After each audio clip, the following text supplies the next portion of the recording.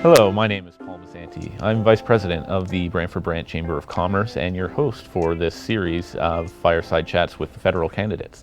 Today we're joined by Karleigh Csordas of the Green Party of Canada, and this series is the beginning of the 2021-2022 Chamber TV series that looks to investigate the Brantford business community and what's best for that Brantford business community. So I want to start by saying thank you, Karleigh. Really appreciate you coming in. Thank you for having me. What a pleasure. Yeah, for sure. It's excellent to get to meet you. I know we didn't have an opportunity in the debate, so I really look forward to getting to know you a little bit better. Yeah, thank you. So I know that you're quite involved in a lot of local initiatives. Some of them the Brantford Period Pop-Up, SPAC.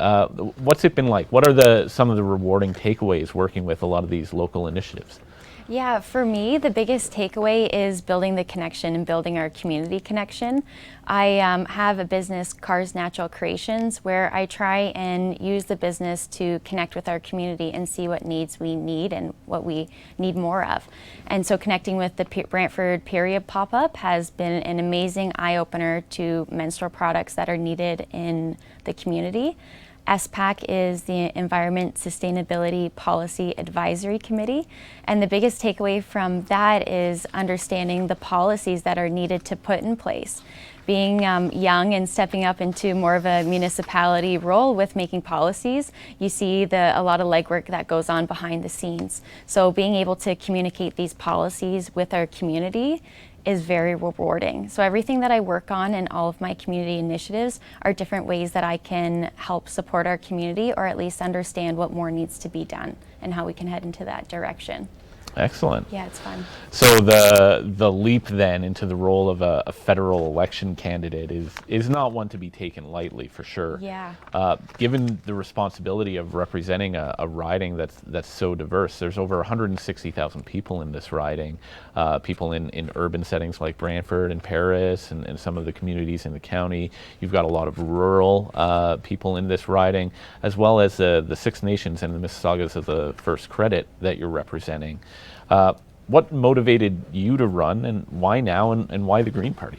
Yeah, and the Green Party is aligned with my values, especially this year when we have been opening up a lot of information from residential schools and a lot of reconciliation that should have happened a long time ago that we need a lot of work on. The Green Party is very passionate to build a nation-to-nation relationship so that we can support our Indigenous community. And I see as well, I just chatting with my Indigenous friends, it's a bit ironic for them to jump into a federal election to vote. So we need a government that they're going to trust, right, and that they're going to believe in. Especially in a rural community, we forget about how important our farmers are and how much agriculture really helps support our economy and really stimulates our financial income for Canada. So I love Brantford-Brant. We seem like we're a small community, but like you said, we're very diverse. We have the Six Nations Reserve, we've got Burford, we've got Oakville, Oakland, we've got Brantford, St. George, Paris. It's a very diverse community that needs a lot of support at the green level. The Greens, something that's really cool that I believe in, and what is nice that our expert economics believe in as well, is that renewable energy, as well as figuring out how we can retrofit with renewable energy and reusable energy to really stimulate our economy. There's been a lot of research done that the economics really believe that renewable energy and the Greens are our future, and that's the most boldest and strongest way that we can really regenerate our economy after the post-pandemic. That's an interesting point, because I think a lot of people hear the Green Party and then automatically they think they're a single policy platform where it's environmental sustainability, climate change, and they don't really give the Green Party much opportunity to speak on things like the economy or economic recovery. So you yourself identified that you're a business owner. Yeah. What sort of things would your party's platform or your representation do to speak to the economic recovery from this pandemic we're in? Yeah, right now with the Liberals involved, they are starting to reduce the Canadian Emergency Wage Subsidy as well as the Canadian Emergency Rent Subsidy. Before this pandemic has been over, we haven't fully opened up our economy yet, so we still believe that our small businesses need this support, and we want to make sure that we only hold up to 9% tax on our small businesses. So right now, even though, fingers crossed, we're getting to the tail end of the pandemic, but we are still in the midst or even at the tail end where our small businesses still need support. So we're planning to implement that or continue with these Canadian, the wage subsidies as well as the rent subsidies. Right, right. So the rent subsidies themselves are probably something that many people rely on during this time. We've got a housing crisis happening nationally, but the pressure is felt very acutely in town here. What are your thoughts on the current housing crisis and how that could be addressed? Yeah, right now we do have a housing crisis, and I can also speak to that with my generation. It's hard to find a house. It's hard to jump into this market, say what it was even 15, 20 years ago. Right now, we need to really focus on our housing situation. We have a lot of empty housing that need to be filled first, so we want to implement a national housing first policy. And a lot of our community is also relying on CERB right now to help stimulate our economy with job losses and lots of jobs, a lot of individuals not being able to go back into their roles. We need to be able to support them. There's a stat where it's 10% of Canadians, they're living in poverty right now. So we believe if we implement a guaranteed livable income, where we can implement CERB, but into this living income for individuals, that way we can re-stimulate the economy. And this idea comes from something else from Henry Ford, the founder of Ford vehicles. And when he opened up his plant, he basically said, I need to pay my factory workers twice as much because they're the ones that can't afford my cars. So if they can afford my cars, they're going to buy my cars, and then now my business is going to boom. And so right now with job loss and our affordability and just inflation costs, we aren't able to buy these goods that we work for. So we want to implement a guaranteed livable income so that we can have a fair society. We can make sure that this is also part of the missing and murdered Indigenous women and girls. Calls to action is implementing the guaranteed livable income. So we're also going to be addressing some poverty, but also low incomes being able to afford what we all should be able to do in our economy just to live a genuine life. Yeah, living wages, struggles of local businesses at getting employees, that sort of thing. Yes. What do you think the two or three biggest challenges the business community is facing coming out of this pandemic right now? Yeah, I feel like we are facing a lot of fear related to the vaccinations for small businesses, especially restaurants and new policies that are being implemented days before an election. I also think the rent subsidies are really important, but also this guaranteed livable income so that they can have people come in from our community and have money to spend and not just trying to recover from what we've lost through the pandemic. So there's important things. And how would you see that those issues to the business community differ, or maybe they're the same as individual residents? So do you see different challenges for the business community than for individual private citizens? Yeah, I see the businesses have to have a little bit more of a push in trying to create more innovative ideas. We need to be innovative with our new future and see where we can save some money and see where we can invest into more renewable resources that we're not going to have to continue to put out day in and day out. Whereas individuals, we need to really focus on how we can be a part of our economy and be a part of our community. So across the community here, if you're driving around, you see a lot of help wanted signs in the windows. You see a lot of ads in newspapers seeking new employees. And a visit, as you were saying, to any restaurant this summer, usually you have to allow more time to be seated, to get your meal and everything, because quite frankly, these employees have been either on furlough or not working, and these communities have had a lot of trouble with the hospitality sector in particular. But just generally speaking, many employers are short-staffed. What do you think is the next step in getting people back to work, and how do we accomplish that quickly? How do we get more people into jobs that are paying that living wage? Yeah, I think we need to be able to advertise it and be able to make sure that the individuals know that working is good for us, especially for our mental health, our physical health, and emotional health. So working is phenomenal, but we really need to be able to transition those on CERB back into our economy. And right now, I feel like there's a lot of fear that's going around in our community with the reopening. And I know businesses are taking so much time just to try and implement different policies. I work at a physiotherapy clinic, and I'm a physiotherapy assistant, and we have a lot of clients that just aren't ready to come back yet. Right. There's a lot of fear. There's just a lot of unknown as to what's going on right now in the world. And that's where I still speak, as we're still in this pandemic, because we're seeing the shortages. We're seeing those not wanting to go back to work because they've been laid off again. So what I think we really need is to have our economy open, provide education and how we can really boost our own immune system by natural foods and physical health. And this is all as part of the Green Party platform.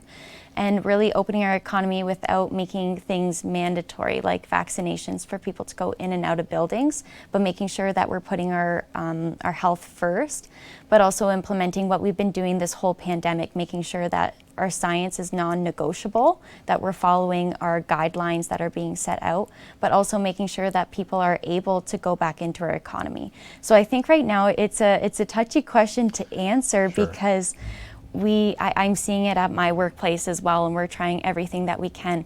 And I think we just need a change in our economy, knowing that we are going to keep things open.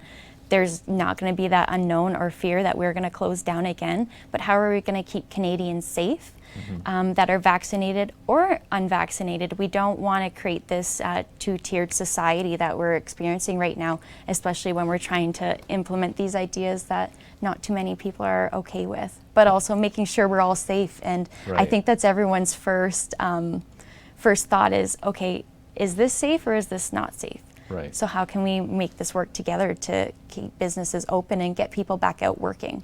Do you feel like the messaging that's been coming out from public health or provincial or federal jurisdictions has been confusing on whether something's safe or not?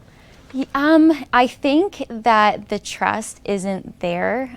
We have our people of color, we have the Indigenous community that don't trust our government, and our government hasn't been able to implement things that they're looking for, like the 94th Truth and Reconciliation Acts. And all these different things need to be put first before these communities can trust our government and know that science is there, the vaccine is the education's there, and the research has been done. How can we produce more knowledge and provide more education to our communities and to our people so that we can make sure that our whole community is safe? So I think we just need to do more. We need to, instead of just talk the talk, we need to walk the walk and put these policies into action and build this nation-to-nation relationship. And then we can both say, okay, we are making the right decisions. We're not just holding up to those who have put us in the wrong direction in the past. Right. So on the subject of public health, healthy people and healthy communities create for a healthy economy.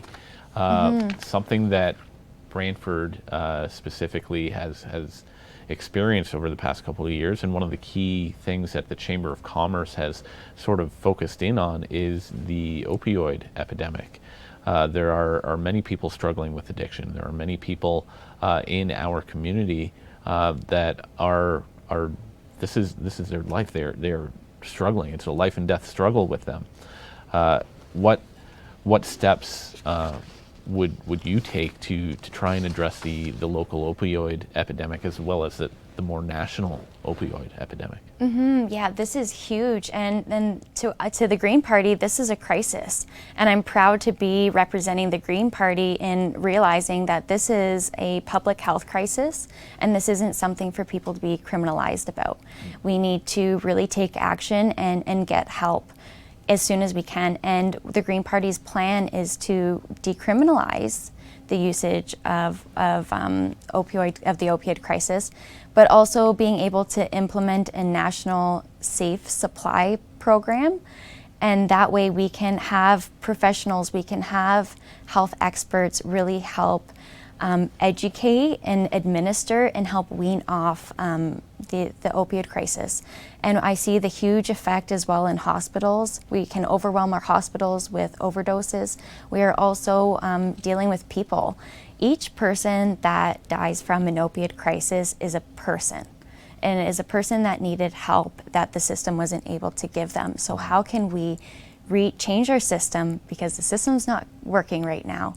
It continues to get worse, especially in Brantford-Brant. And so I want to see a future where we can decriminalize opiates, and then as well as being able to implement a safe supply program where we can have this as more of a regulated field. We know that it's happening. We've tried to criminalize this for so long, and it's not working. So we need to take different steps from other countries as to how they've decriminalized drugs and have really been successful with it in helping the community. And then that way as well, we can really help those who are living in poverty. It goes hand in hand with poverty as well as mental health, as well as housing affordability. If we can provide individuals with safe housing, mental health resources, and being able to help them with the opioid crisis instead of treating them like a criminal, I think we're gonna build a greener future, and as well as get this economy going as a full community and not just those who are able to work right now. Sure. Specifically, Brantford Council has enacted a downtown task force, and the Chamber is represented on it. We've asked Will Bauma's office to be on it, many different community liaison partners, and we've invited Phil McColman in his capacity as the federal MP. And so we would ask that the elected candidate in this riding also be part of that task force moving forward. Is that something you could see yourself dedicating time towards? Oh, absolutely. And I see it being a huge forefront in Brantford right now. It was brought up in the debate. It is a question that I've been asked by members in our community just canvassing for the Green Party. So when I see that it's important to the community, then it's something that I want to step in and be able to help out with and be able to educate and provide that information. So I'd love to be a part of the task force if I'm elected in Brantford-Brant, for Excellent. Sure. That's great to hear. You did mention in the context of the opioid crisis, a lot of people who are struggling with opioids. There's also a correlation with struggling to find adequate housing solutions. Our community, specifically here in Brantford-Brant, is way undersupplied on adequate, affordable housing opportunities, and this is a story that plays out over Toronto, Vancouver, Montreal, all over the place. What does a Green Party platform do to address specifically the housing crisis in our nation? So the housing crisis, and it can be looked at a few different ways. Some people spend a lot of money on pharmacare. They spend more money on medication than they do for their housing. So one thing that we want to do as the Green Party is implement a universal pharmacare. and we may be able to see a lot of people use their money to be able to afford housing instead of other issues that we're trying to focus on for health, as well as the guaranteed livable income that can be used for those in poverty to help them afford housing.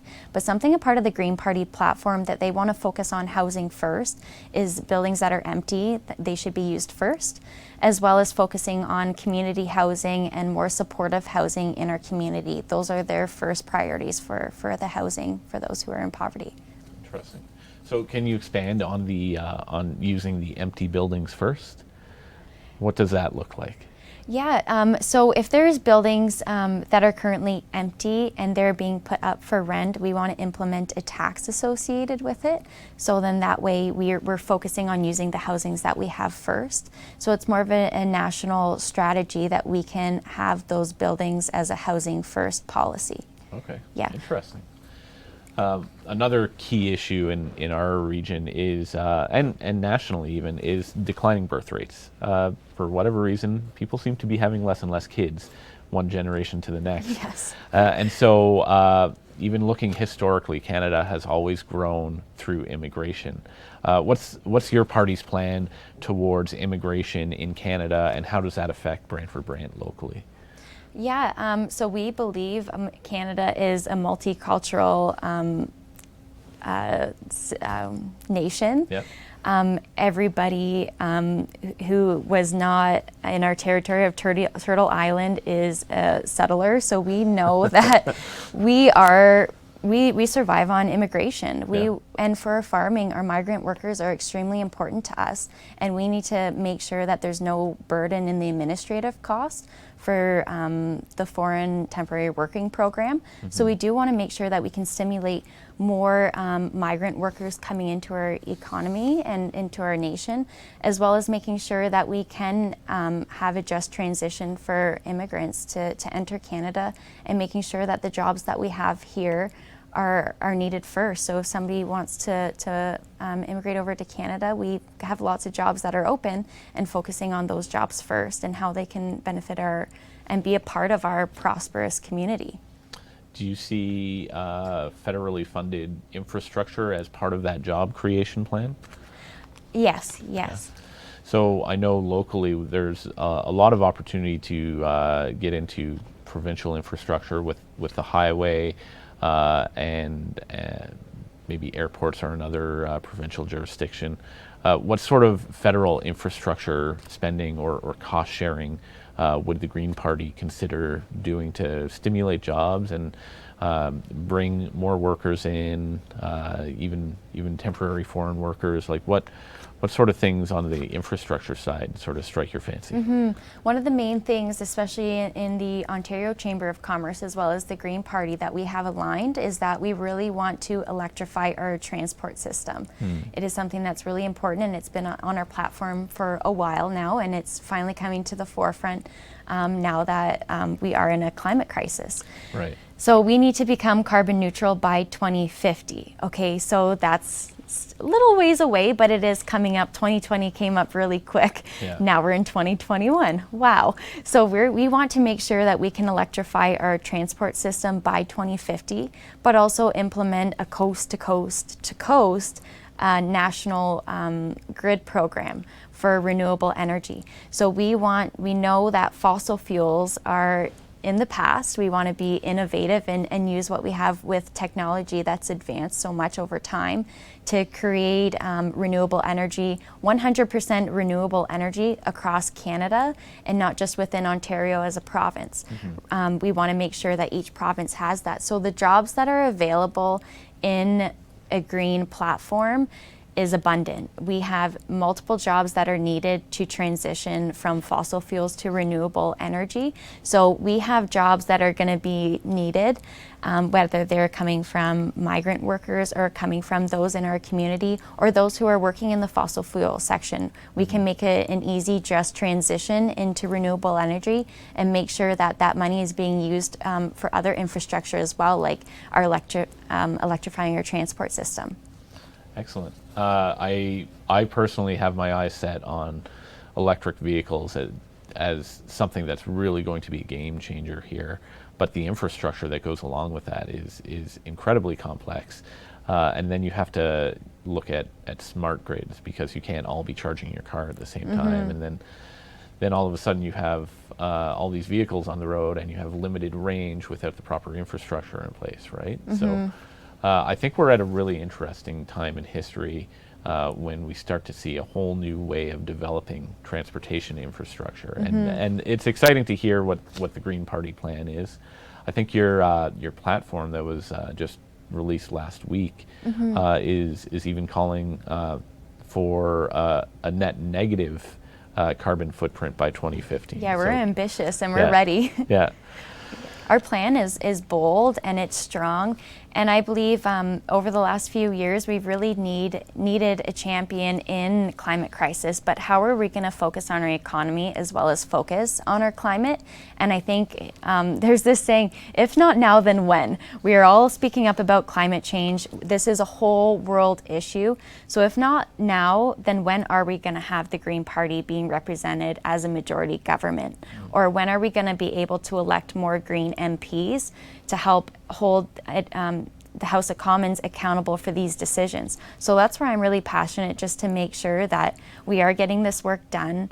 The Green Party has a phenomenal platform that we can implement amazing, innovative green ideas that are going to stimulate our economy, and it needs to be done now before 2050. So we have these bold plans to show that we can do this. It's going to be a big change. A lot of people are uncomfortable with change, but it's a change that's needed, and a change that we're going to see a more just future, more greener economy, and happier people just living in our environment. And I hope that for our community, I'm able to bring that into a federal level, and that's what I'm passionate about. Yeah, I can tell you've got a lot of passion for this, and I think one of the challenges with a green economy is businesses have this fear of, how is this going to be an inhibitor to my growth? Just a minute left now. What would you say to a business owner who's weary of these climate policies being non-competitive for them? The climate plan that we have for small businesses and any businesses, it is smart. It is the time now to change into my business is green, and I see where we can save a lot of silly costs, even just single-use disposables. I know transitioning into paper straws for some businesses, that was more expensive. Right. But how can we make bigger steps to reduce the money, reduce the impact, and invest into something that's going to be more long-term? And just a quick one I talk about is our electric system, where we have our transport system with diesel buses versus electric buses. Costs more to run these diesel buses long-term than it does for these electric buses. So we need more of a cost input at the beginning is going to be more sustainable long-term, especially for businesses. Yeah, very, very interesting. Karleigh, we're out of time. Really great to meet you. Glad we got a chance to do this. Thank you. Yeah, I just hope that this session is helpful to the people of Brantford-Brant, the community businesses that are here, and that this is an opportunity to hear Karleigh and to get to know you and to know really what does a Green Party platform look like.